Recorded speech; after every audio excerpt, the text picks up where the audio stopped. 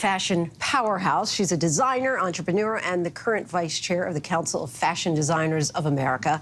Aurora's latest accomplishment, a memoir, Wildflower, captures her journey to becoming a leading activist whose call for department stores to carry more Black-owned brands sparked an entire movement.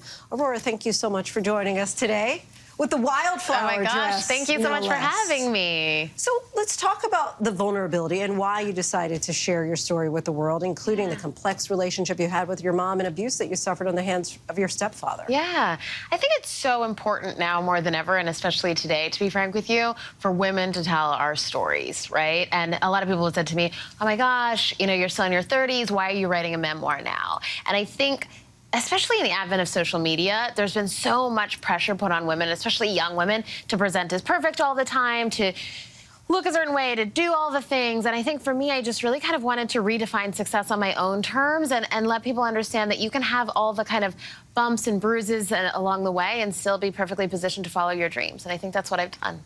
I think you've done a really successful job at that. Thank Let's you. talk about the 15% pledge, which you started back in 2020, which was essentially to commit, make sure that businesses would commit 15% of their shelf space to Black-owned businesses. How's that doing now? Oh my gosh, I have to tell you, it's been phenomenal. We're coming up on our 3rd year. We're now one of the fastest growing nonprofits in America in terms of impact. We have 29 of the largest companies in the country that have signed multi-year contracts with the 15% pledge. Nordstrom, for example, signed a 10-year contract with us. We've put 625 Black-owned brands onto the shelves of major retailers, and we're in the process of reallocating over $10 billion of annual revenue to Black-owned businesses per year, which is really exciting. It's super impressive. What else do you think can be done to encourage Black-owned businesses, to encourage big box stores to be more inclusive? Yeah. Well, to be honest with you, I think everyone needs to sign the pledge because I think we're so used to hearing these kind of proclamations from companies about the things that they want to do and how they want to feel, but oftentimes that doesn't come with long-term accountability.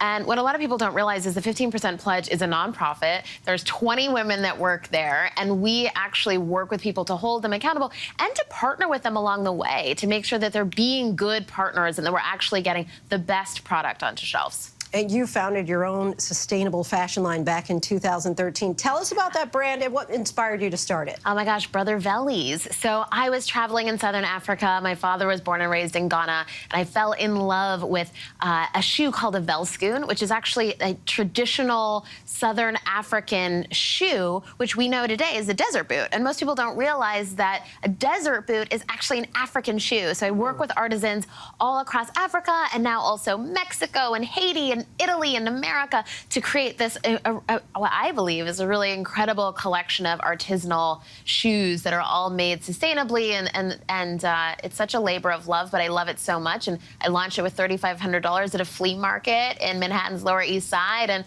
you know, now I'm the vice chair of the CFDA. Dreams can come true. Let's talk about sustainability in fashion, because that's obviously something that you're passionate about, and a lot of people aren't really thinking about it. Explain why it's so important. You know, when we think about fast fashion, what we don't often think about is the fact that the people who are hurt in that proposition the most are women, because most of the people in sweatshops are women, and they're also women of color. And as consumers, we really need to start thinking about every dollar we spend as a vote, because really what we spend our money on is what's going to continue to grow and thrive in this country.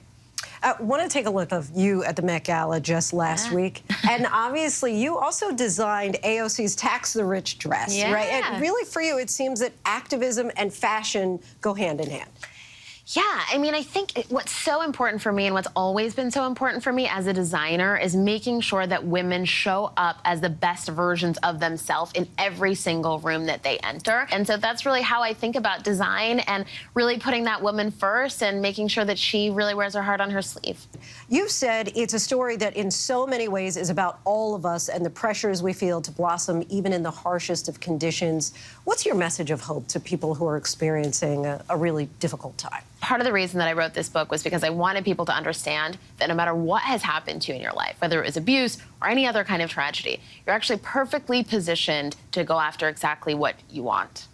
Aurora, we thank you so much for coming on the show. Thank you for having me. To know that Wildflower is now available wherever books are sold.